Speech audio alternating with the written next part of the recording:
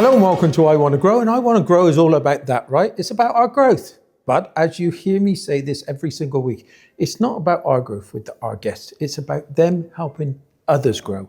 And today we have a wonderful guest, Dr. Jacob. Thank you so much for coming on our podcast. And please introduce yourself and tell us what you do. Well, Steve, thank you so much for having me. I've been following your podcast for a while now. It's amazing what you're doing.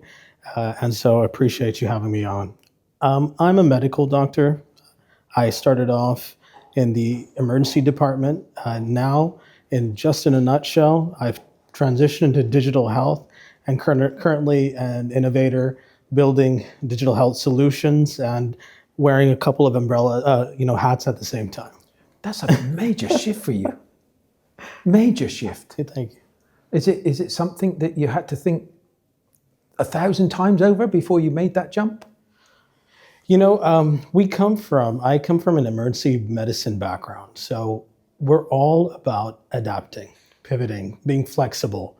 You have a situation and you use that information that you have, make a decision and move forward. So for me, if I can backtrack, my story began, as soon as I finished med school, entered into the emergency department. I finished med school in Kuwait University, was born and raised in Kuwait, and joined the emergency department in Kuwait.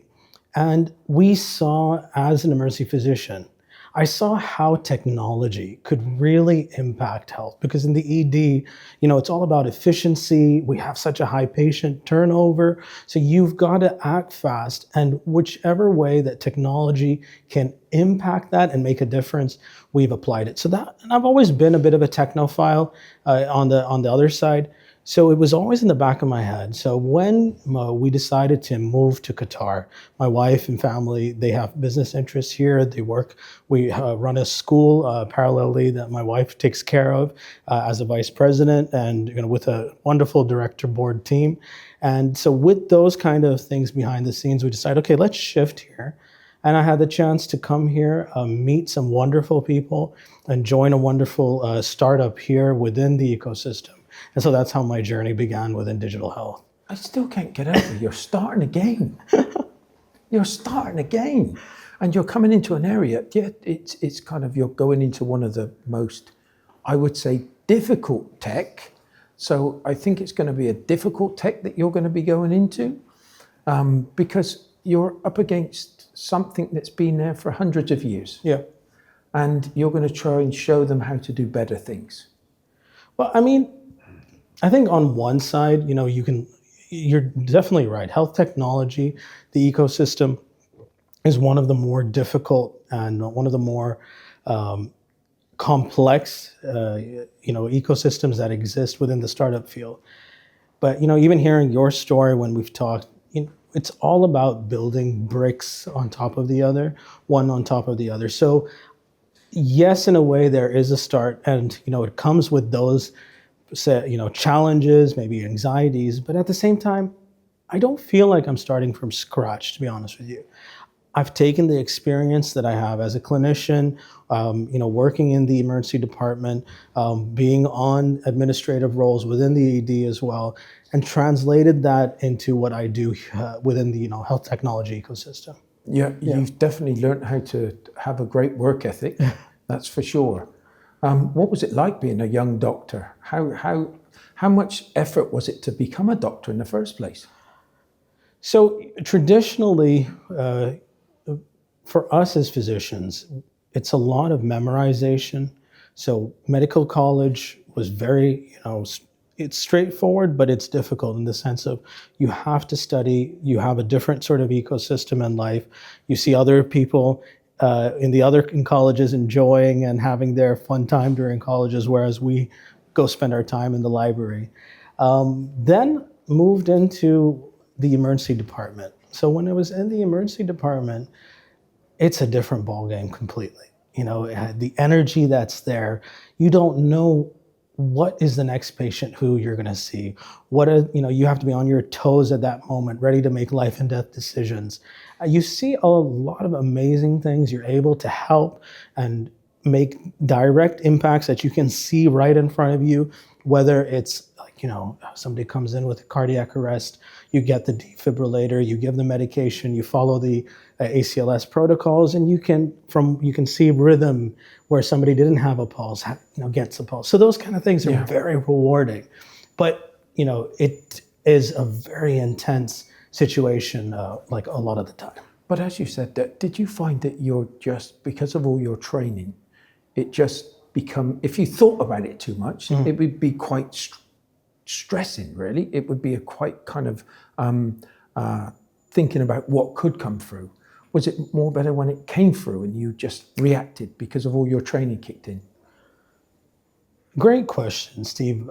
But I think, what they have trained us as through medical school, and then when you're in the ED as well, is you see and you're training, you've gone through simulations, you're prepared for what comes. And you have those checklists in your mind. You have those flows that if this happens, I do this. If that happens, then what do I do? What are the options in front of me? So those kind of things, over time, you become second nature. The ability to make those fast decisions and make the best decision for the specific patient at that time. It must be incredibly rewarding, but on the other hand, it could be pretty stressful too. Yeah, absolutely. You, as a physician, and this doesn't just apply to the emergency department, but within the emergency department, you see such a variety of cases. So many people that from very young children to elderly patients, and what maybe for you as a normal working day could be one of the most difficult and stressful days for your patient, or patient's family, of course. So you've seen so many cases. You've seen children who have been involved in accidents, people who've gotten into heart attacks, stroke, all kinds of trauma, even gunshot wounds, stabbing. You see them all. Actually, you can end up seeing the really dark side of humanity on one side, but the resilience that I see, and I've learned this is a lesson I've learned, not just from my team, because my team that I worked with was amazing, but also from patients. I remember one patient, she came in, unfortunately, something very horrific had happened to her, and she's the one in pain. And she is reassuring her husband. I mean, you see these snippets of the strength in humanity at that time. And then how the care for very hard, and when I say hardened, experienced nurses, I don't mean that they're hard of heart. What I mean is they are experienced, they know what to do. And in a moment, when they see a little child, immediately one thinks, this could be my son, this could be my daughter. What can I do that makes an impact and helps them right now? So your point is, yes, stressful. There is that stress that comes into it. We faced that within COVID and during the pandemic as a frontline healthcare worker. That stress was felt. So very kindly, a psychologist friend of mine offered just to give us counseling sessions, because it was needed at that time when you see these things repeatedly. But I suppose the rewarding side of it is when something goes right, your training kicks in, everything goes right, and you can kind of make life-changing moments for not just the patient, but their whole family. You're absolutely right. When we see that happen in front of us, it really puts a warm feeling inside, because you've done something, and it's not you, it's the training, that what God has allowed you to do as a vessel, that you can make that impact, and to see that happen and to be a conduit in that moment to help that family, be there for that family, for that person. It is a truly rewarding thing. When was that defining moment that really kind of said, right, we're taking you away from this, I'm taking you into this startup ecosystem now, I'm going to go kind of try and do more? Yeah. We had entered the peak of COVID, and our team, individuals as doctors, our patient load had increased because of what was happening. I think on one shift, in fact, I was probably seeing 200 to 300 patients. It happened during, not all consistently, but sometimes. And within the emergency department, like I mentioned, we have this, I would say, an early adopter mentality towards technology, where, okay, how can we use technology to make a difference? And then we tested and trialed a telehealth system, because at that time we were worried about risk of contact, not just from, okay, patients, but cross between physicians. So if I had a patient, I can use this telehealth system to explain, triage, and do the necessary consultation, shift them to the needed ward without physically having to go to, the other doctor. As typically it would happen, they would come down or over the phone, In this case, if they had to come down, we were able to help that through the telehealth system. So in a sense, a light bulb went off for me in that I love the one-on-one that I can do. But with what technology can do, your reach and your impact can just become exponential. From 1 to 10 to 100 to thousands. If something is deployed, for example, we had a solution. I was working with my previous company. That's a solution that's going to be deployed for the entire region, entire country. When you think on that kind of scale, that was it's for amazing. Droopy, right? Yes, that was for Droopy. Yeah. Okay, so I'm going to pull you a little bit. Absolutely. Tell us all about Droopy, because that was a huge one for Qatar. Yeah, I have. Droopy Health is in fact one of the pivotal health technology companies, and I think it has set the bar in Qatar and in fact the region.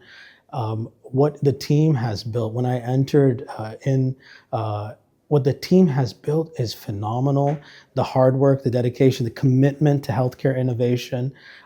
They were initially in chronic disease management and diabetic, focusing on diabetes. And they have, I think, expanded that beyond. And now, if I'm not mistaken, they were one of the top 100 health technology companies by Time Magazine. So amazing. What they've been doing. Yeah. And hats off to the leadership, to the current team that's there. The work that they're doing is truly amazing and inspiring for all of us as well. What was it like working with, and I hope I get her name right, I think it is Dr. Hessa. What was it like working with her? Oh, absolutely wonderful. Like intelligent, hardworking. She challenges you. You learn so much from her because of what she has taught and how she pushes the team to always try for the next level, while at the same time, supporting you with such a motherly attitude towards you. So it was wonderful.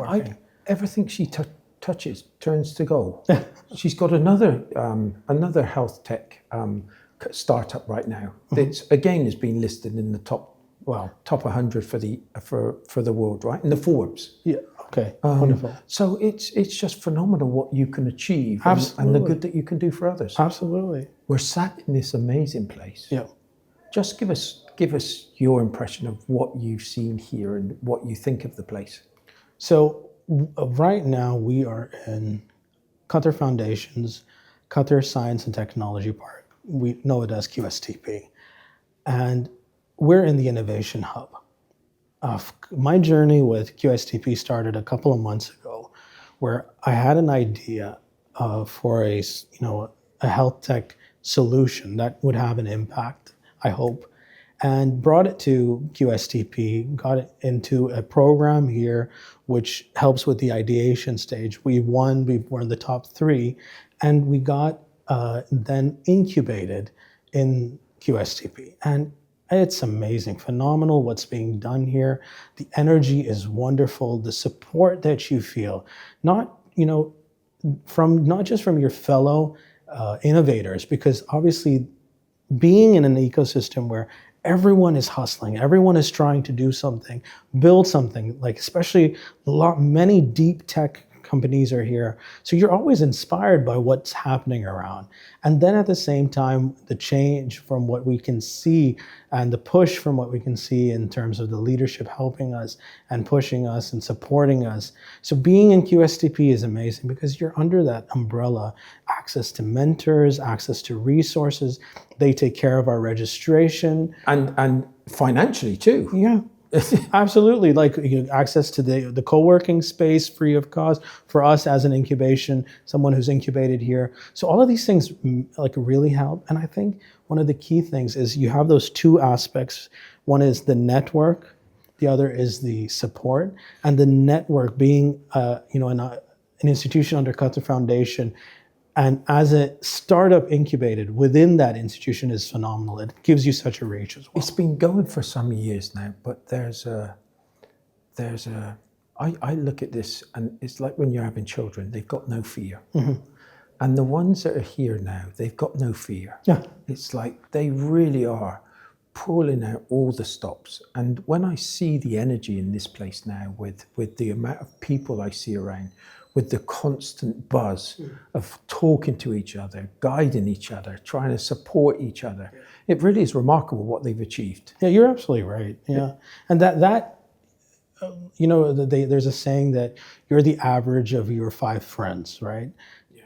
Here, the bar is set so high. So for people like us who've been incubated, like the only option is to succeed because people are pushing you. They have their energy. They are hustling, they are driven, and that translates to you. And the support that you get as well on the other side from the QSTP team and leadership is phenomenal as well. I think that there's a gamification here now. Right? Mm-hmm. And everybody's playing this game. They want to win. Absolutely. And we all want to win, and it's okay for us to want to win. Yeah. So it just seems like this is just going to be phenomenal in the next 10 years. The achievements that they're going to be being able to make is going to be unbelievable. You're absolutely right. And I think one thing that I'm seeing, especially within QSTP, is as a startup incubated here, and this is even a personal feeling, and I know that it's shared by many as well, is you're not just here to receive.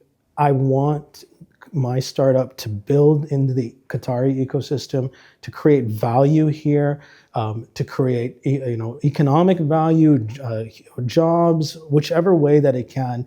And not just that, like whichever expertise that I come from a health tech, how can I pour that into the ecosystem as well? So I feel that knowledge sharing that is happening right now is amazing as well. So let's talk about your startup. Early days, but you've been successful in many different areas. 1, being a doctor. 2, with a startup. You're also part of Founders Fusion. You're always giving back. But let's talk about your startup. Tell us all about it. I know that you touched on it briefly, but let's hear all about it. Yeah, sure. I would love to share. Let me paint a scenario for you first. Right now, and maybe this is shared by you. I hope not, but I have a feeling it is. When you go in to see a doctor or into a consultation, many a times you're probably looking at the top of their head rather than their eyes. Why is that? Yeah. They're on their computer. Yeah. Have you felt that? Yeah, of course. So right off the bat, this documentation burden is such a pain, not just for you as a patient. And I've heard so many patients share this and explain it, and my heart breaks for them. And on the other side, as a doctor, this is not what we signed up for as well. That human connection gets lost because of what has happened, of the way the system has had to happen there. So because we're spending so much time on our systems typing, and not just with the patient, I know many of us and many of our physicians take it home and have to finish notes as well, past their working hours. So because of this, what we identified is you have to submit a clear document, and based on that document, then we need to submit for you as a patient a claim to the insurance company. Based on what was typed, what was written, what we feel many times, if there is a single word or something left out, that claim comes back as denied. What that translates for myself as a physician, for in case you as a patient, for a hospital administrator, is multifold. As a patient, obviously, you're not going to get certain part of your care or reimbursement, which is a huge blow. As a hospital administrator, you are losing revenue because doctors have to then come back, rework the claim. And as a doctor, I have to spend an extra, studies have shown ED doctors have to spend close from 1 to 2 hours every day for reworking claims. Okay, the paper comes back, I have to fill in the new form, I have to correct this, add supplementation, so supplemental material. So with that, some studies have also shown that between $25 to $117 per claim is spent by hospitals. So to solve that issue is what we're building, and I can share a bit more about that. Unless you went through that, unless you were a doctor that went through all of these experiences, you would have never known that there was a business there. This is something that I love within, and it's kind of a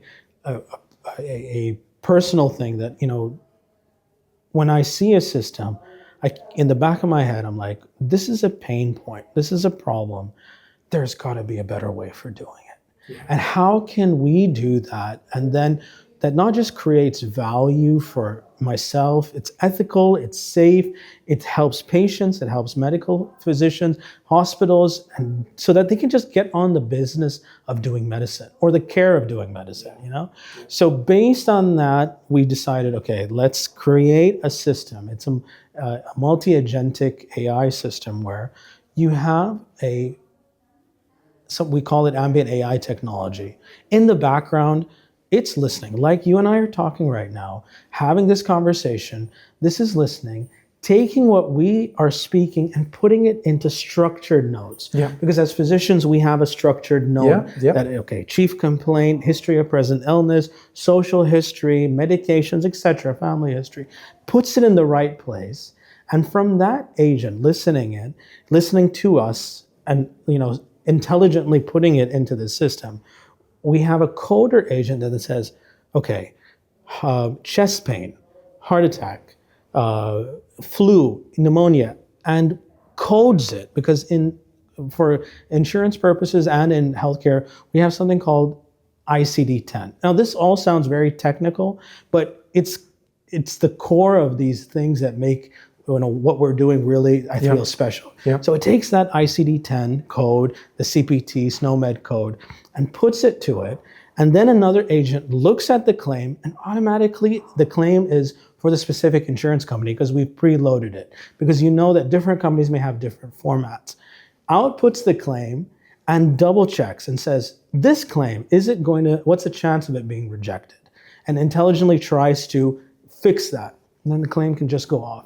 And without any sort of human intervention in this, but a human is in the loop, which reviews it before being sent out. So it's a win-win situation for everybody.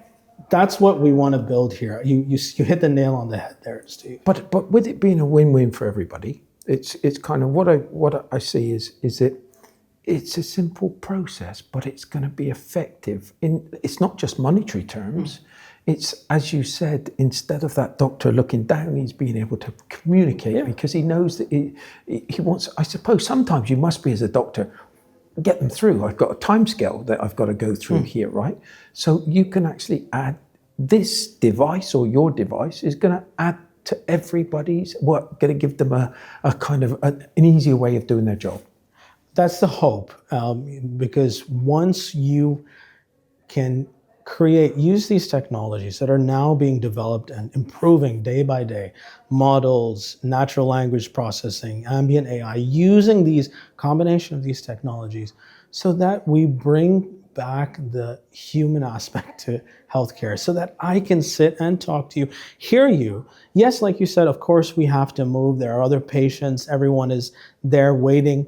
But at the same time, the time that I have, the consultation time that I have with you, is of the utmost importance and of the utmost quality.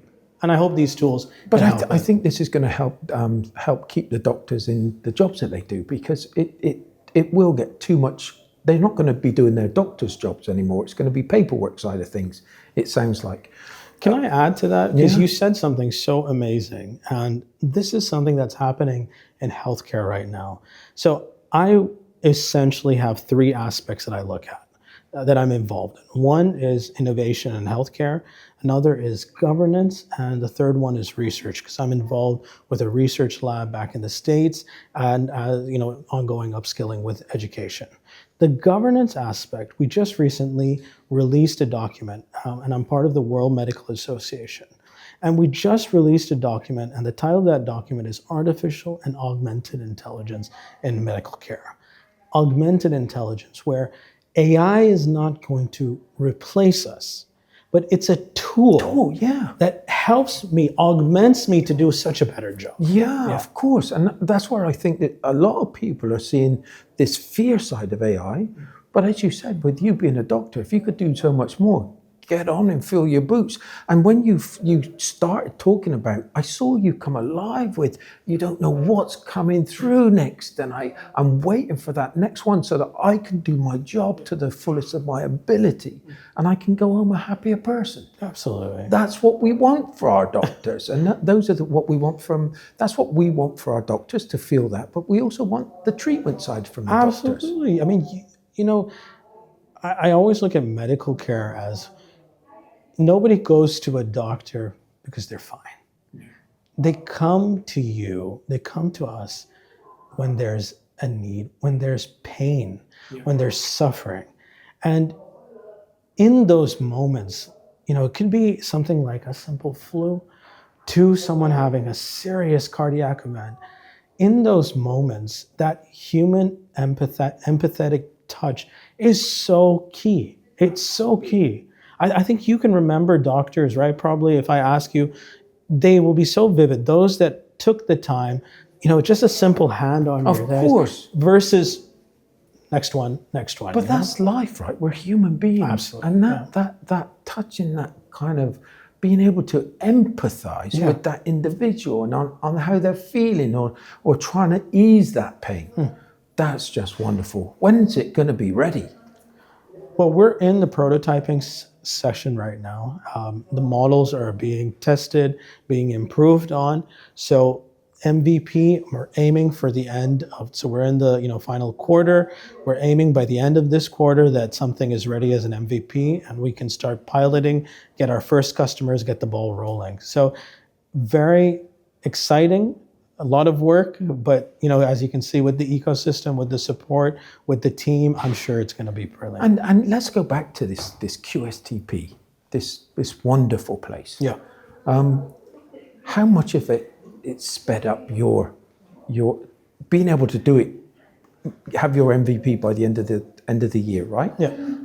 How much has that had a play on that progress? I'll just give you a couple of examples. About 2 weeks ago, the president of QSTP, expert background with in the ecosystem, in startup ecosystem, who understands not just from a startup perspective, but also from the VC, seen both sides. She gave us a talk, a workshop about your pitch deck and presenting. And those kind of things, every now and then, these workshops, these supports, and all of those aspects behind what the team is doing, giving you these sessions, helping you, they kind of just push you on. And that check, okay, how are things going? Do you need help? How can we help you in this aspect? What are the pain points that you're feeling? That kind of check really helps you drive, especially when you hit a wall. Sometimes that really helps you. Or maybe it's a wall for you, but it's a door that can be opened by someone else here. So we're seeing that kind of support. You're an academic, you're a doctor, you're an entrepreneur, a very good entrepreneur. I hope. You have this founders fusion. Yeah. So you're helping others go through this process. Yeah. You're giving your experience, but you're going through this experience yourself. It seems like, why did you? We've gone through and rung all the bells for QSTP, but you still chose this place to come in and flourish. Mm-hmm. Is it that good? So, within the ecosystem that we have, I don't have any complaints about any. What I saw, the ecosystem works together. Each one is trying to help whichever incubator or accelerator that are there. Each are trying to help and fit a certain demographic that can support, whether it's a startup area or it's a certain sort of support financial area. So I believe the pieces are slowly being put into place that are making Qatar one of the top premier places for a startup to be. We saw that with what's happening with Web Summit. We're seeing the energy coming in. So I chose, and I'm so happy to be part of QSTP because I feel it's at the core and the center of all of this that's happening. Yeah. With any startups out there right now, what advice would you give to them? What is your advice because there is a tough time. If anybody's going into entrepreneurship, becoming an entrepreneur, that is not a nice place to be. Yeah. It's you're gonna find a lot of things about yourself, and it's going to be just hard graft. You're going to go into the darkest areas, and you're going to have to come out and find your own way out most of the time. What would be your advice to those? Because you've got lots of advice to give. Well, thank you, Steve, for saying that. And I'll be honest, like hearing your story, I feel I can learn so much from you, your wisdom. Sometimes I want to really just pick your brain on this. And I think we share this. One of the things that I feel, and not just because I'm in the journey, like in the trenches with everyone else. We're all going through the same things.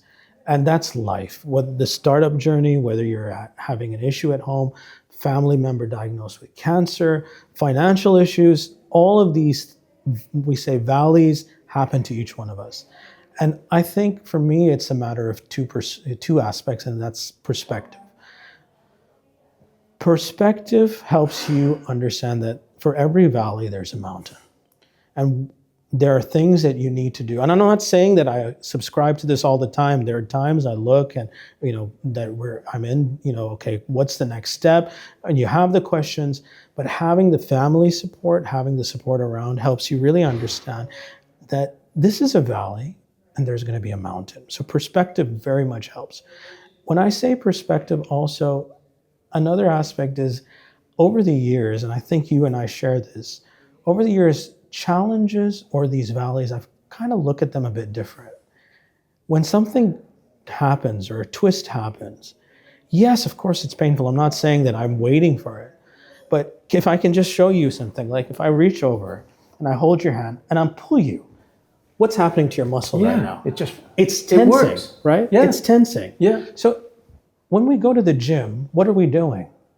We're lifting heavier and heavier weights. Yeah. We're running an extra mile on the treadmill. Yeah. We're including resistance so that we grow. Yeah. We get fitter, we get healthier. And so when I think about these challenges right now, I see this is going to just make me grow. And I was coming to your podcast.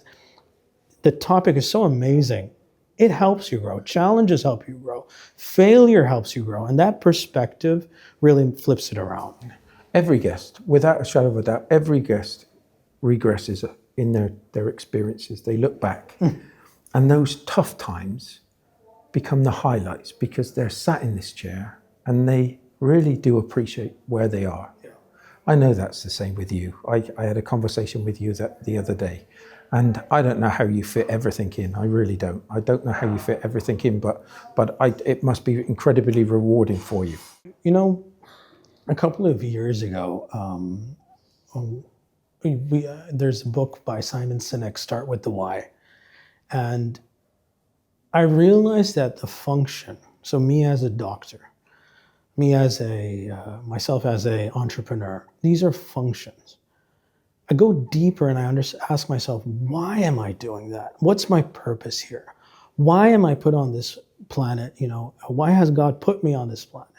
What can I build beyond that? And that coming down to that root of why you are here, what's your driving purpose, really helps me a lot of the times with, okay, this is my function. But the entrepreneurial aspect, the medical aspect, those are not my identity. That's not going to define me. What's going to define me is how did I contribute to this world?